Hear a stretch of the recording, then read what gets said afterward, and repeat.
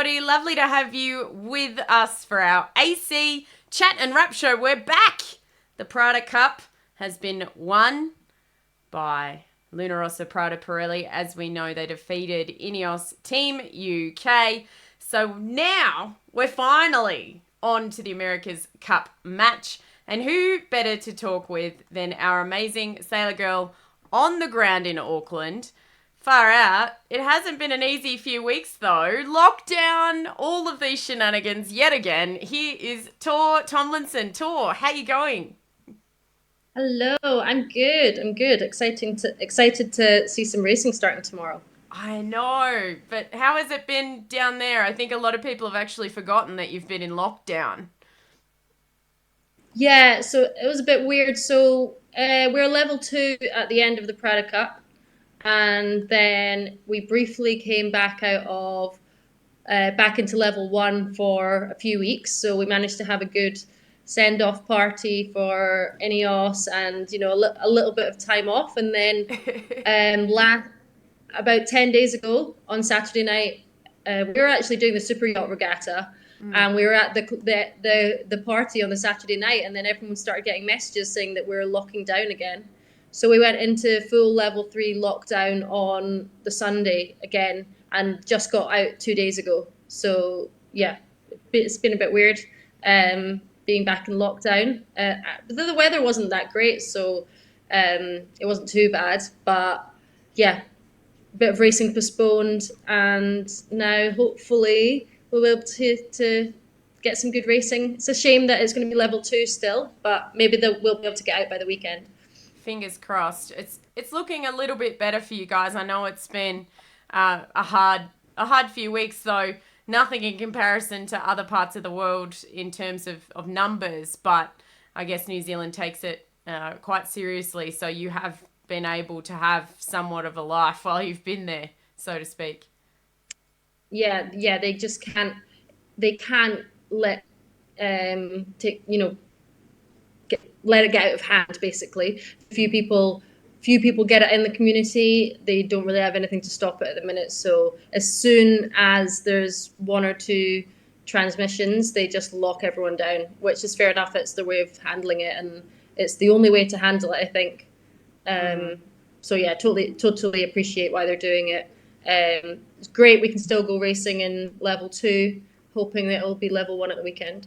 Yeah, fingers crossed. That would be good. And today we had the press conference, and we actually saw the Emirates team for some time. For those of us who haven't been in New Zealand, we pretty much haven't seen them so much because the focus hasn't been on them. So that's pretty interesting, I think, to see them actually coming out of the woodwork. And a lot of questions at the press conference were about, racing time versus development time, which I know was also the discussion with Ineos versus Prada in the Prada Cup final too. Yeah. Time on the water is great, but time racing is even better. Yeah, so true. So I thought we'd have a little bit of a listen to a few interviews. I think this one with Pete Burling is actually exceptionally good. Basically just about exactly that, what have you been doing for the past few months? Because we haven't seen them racing since December, and it's now March. Yeah. So Yeah, I forget that. I mean, we see them out on the harbour quite a lot. Yeah. During lockdown, we were level 3. They were all allowed to still go out training. So we went on a little hike up one of the volcanic cones, and we could see them flying down the harbour. It's quite funny because there's like a 6-knot speed limit, but the teams are allowed to come flying up the harbour if they're sailing. Which is awesome. Oh, that's so good. I've had so many stories of seeing Emirates Team New Zealand out training and how they're just throwing this yacht around like a dinghy. So I'm looking forward to seeing that in action. But let's have a little bit of a listen to Pete Burling on just what the team's been up to over the past few weeks. It's been a pretty rushed build up to the Christmas Cup, and we definitely found ourselves short in a few instances where we've really polished up on those areas now. There's been plenty of opportunity to really study your competitor, through the Prada Cup. How much of a threat do you think the Challenger really is? I think they're a massive threat. I think also looking at the way they've improved during the Challengers series, it's probably interesting looking at the Challengers, a year or so out. You definitely would have picked Prada as being the favourite, but then seeing how much American Magic and Ineos both developed, late in the piece, I think it made for a Challengers series where not many people could predict who was going to be the winner coming out of it. But at the end of the day, as a defender, you're going to have to verse the best of the Challengers, and that one of them is really going to stand up. And we really feel like Luna Rossa did a great job of doing that, and now we're looking forward to racing there. So there you go. A whole lot of nothing in that, I feel. But nice Yeah. nice hat. Thanks. I just thought I'd bring out some old merch while we still can. I love it. Oh, American Magic. It's interesting, actually. I was saying to you off air before we got on air, I don't really want to change my intro. A lot of people want me to just have it now, Emirates versus Prada. I've had comments, and I'm like, nah, I like having American Magic in there and Ineos in there. They did the hard yards too. They had to get there. Yeah, definitely. So, I'm quite enjoying Paul Goodison's commentary. They've got him in now, which is really cool. I think it's just on the YouTube channel. Okay. But yeah, it's good. That's awesome. Yeah, he's a good egg, that one. He's a very good sailor, so I'm glad that he's stuck around as well, because a lot of the American Magic team have gone home.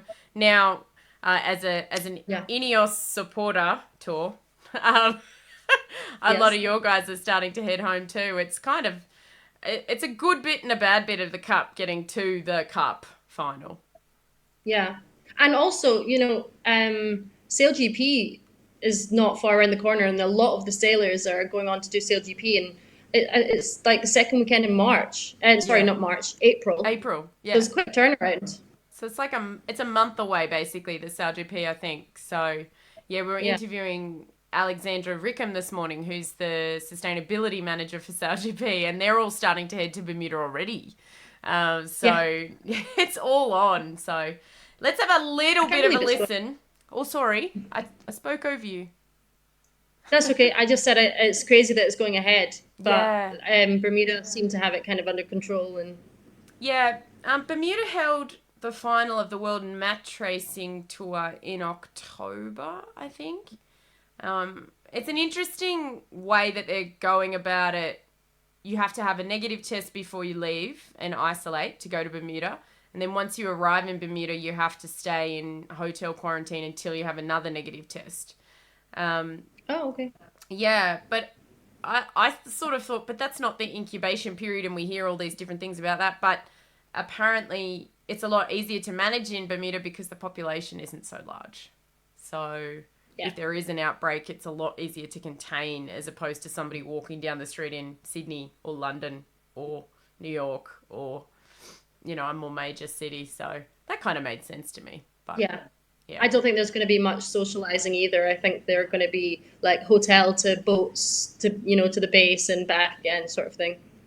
I think for the next, people might hate me for saying this, I think for the next 2 to 3 years, we're going to have to learn to live in a bubble type environment for sporting events and for events, for especially that reason, and until the majority of the planet's been vaccinated, and we can see how that's actually going to affect us too, because there's no guarantee that there won't be another strain that comes out that the vaccine doesn't actually cover. So we've just got to keep on going, don't we? So let's focus on the good stuff, the Cup. Let's have a little bit of a listen to Max Serena and his thoughts on today. I wasn't going to show Max because we've seen so much of him, but they are there. They've made it, and let's have a little bit of a listen to what the skipper says about the racing tomorrow. How big and how many difference there will be between the two boats. As you say, there's been lots of rumours here in Auckland, particularly about how strong your opponent is going to be. What are you expecting from the competition? Well, we are expecting obviously a strong team. They're the defender, they won the cup, and they write the rule. Yeah, we write the rule together, but obviously they knew already way in advance what sort of boat it was supposed to come, and and they're going to be fast. We know they're going to be fast because they prove to be fast. We didn't sail against them since December because when we had the practice day, they didn't want to sail with us. They sail only against Ineos and American Magic. So we monitoring them, we followed them, but it's always hard to judge performance by just watching them sailing. We don't have any data of them, and so it's hard to predict. But the only thing we can say, when we race against them, they proved to be really fast. So we are expecting them to be fast. We need to just understand how fast. You right there? Just Is waving this a my sign? Italian flag. Are they next, or is that a sign? Well, I don't know. Yeah, I should have done this in between. Oh yeah, perfect. Ineos. Look, you've got it all covered. I feel like I've been Just chipped on the the order merch. they're going out in. Yeah, excellent. You're ready. So nobody knows how fast Emirates Team New Zealand are. That's the true fact, because none of us have data. They were asked at the press conference today how fast they've gone. Burling opted not to answer. Whether they'd been over 57 knots, he said no. And he didn't offer any more information. Max said they'd been 54.3 knots. That's their max recorded. So, but at the end of the day, we all know that top speed doesn't really matter. It's more about how they get around the course and how they're able to actually handle these boats. So it'll be really interesting to see how it all plays out. Now, we watched the press conference and we heard Course A. Bruno mentioned Course A, so the one all the way up in front of Takapuna, basically. So that will be good fun for everyone. Not as far out as Course E. If it does change tomorrow, I'm sorry, but right at the end of the press conference, you can hear Bruno go, by the way, with the way the weather's looking, it's looking like Course A. So I'm saying it's Course A. Excellent. Until we know otherwise. So it should be some great racing. You're going out on the water tour? I am. I'm very excited. Looking forward to getting out there. It's the only way to really watch. Well, either that or we just have to do what the rest of the world TV. But because you can't, because it's Course A and they're keeping it away from the places that you can watch from land because of level 2, and they've got all the big screens and everything off in the village while it's level 2 as well. So yeah, your choice is find a boat, go out in the water, or stay and watch it at home. Although the coverage is so good. Yeah. When you go out on the water, you probably have it on the TV anyway, so you know what's going on. So you can hear the commentary. Yeah, absolutely. They're doing a fantastic job. If anybody needs any information on how to watch, there is a page on my website, How to Watch. It literally has all the links. Whatever country you're in, that's where you can find out how to watch. For Australians, I'm really happy to report that you will be able to watch the coverage for free. We haven't been up until this point. If you go to, if you go to my website, there's a link, or you can Google KO freebies, and you can now sign up to get some free coverage from KO. And the America's Cup final will be one of those items. So that's really exciting for anyone in Australia. Of course, if you're in the UK or New Zealand, you can watch on YouTube and pretty much any other TV channel. I know the US are struggling. They've been paying for their coverage as well. But a big shout out to everyone. Lots of people saying go New Zealand in the comments. I feel like you might need to wave that flag again to make this a bit balanced tour. Exactly. We're cheering for lots of racing, guys. Please let Luna Rossa win at least one race. That would be fantastic. And keep us all entertained for a little bit longer, because this could all be over by Sunday tour if it is a clean sweep. Yeah. Could be over by Sunday. I think, for New Zealand, obviously they want to win, and going 7-0 would be amazing, but more racing would mean more time for spectators to get out on the water, more time for it to come back down to level 1. It wouldn't be. I'd be interested to see what happens if they won while it was still level 2. Do you think that the COVID guidelines would still be observed out in the viaduct? No, we need to send you a Sailor Girl shield and helmet stat so you can go through the crowd. Maybe a baton. Yeah, it's going to be crazy. It's going to be nuts. It's going to be crazy. It will be nuts, if that is what eventuates. But we'll see how it all plays out. We'll be back in the morning at 8 a.m. Aussie Yes. time, 10 a.m. New Zealand time, which is, let me get this right, 9 a.m. 9 p.m. UK time, 10 p.m. Europe time, and we'll give you a very detailed weather forecast. We have a new roving reporter that will be joining us, known as the Weather Guy. He doesn't want to be named, so he will be the faceless and nameless weather guy that will give us a very in-depth weather analysis on what's going to happen. Tor will be in the village. It's going to be fun. Yep. I'm very excited. Yeah, I'm hoping there'll be some more people down there yesterday. It was weird.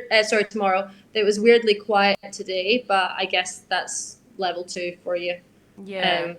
The weather started to turn a little bit here as well. It's feeling quite autumnal. Autumnal, yes. It's been getting chilly up here too. I've had to put the doona back on the bed, which is a duvet for you guys, I think. Like What did you call it? a doona. Wow. I've not heard of that one. See, all of the fun in all of the languages. Anyways, it's been so great to touch base with you, Tor, and thank you so much for your insights from New Zealand. And we'll see you in the morning. And Yes, I can't wait. some racing. I'm going to sleep tonight. I know. It's the America's Cup. America's Cup. I wish I had some merch. I need merch. Oh, I need to get 2 more caps to add to the collection. I need Yeah. to get the kiwi and the Then you can have one on each kiwi fist. and the One each Italian way. cap. Yeah. Excellent. Oh, I do have a comment here as well. Duvet, not doona, by the way. It's one of the comments. Yeah, no. Australians call it doona. Does Poppy have a forecast for who's going to win? Should we touch base with Poppy at some point? Yes. I think she's been away on her holidays, but I think she might be getting back in the next day or so. So Okay, yeah, cool. we will try and catch up with her. We've had a call out for Poppy. So everyone, be more Poppy. Let's hope for one race each way tomorrow. That'd be good, actually. I could Yes. go for that. Yeah, excellent. Yeah. All right, we'll see you guys I in the don't think that's morning, gonna happen. 8 a.m. Aussie, 10 a.m. New Zealand, 9 p.m. UK, 10 p.m. Europe, somewhere in that time frame for US. Good luck working it all out. I feel like my brain is full of time zones right now, but looking forward to some racing action. See you all soon.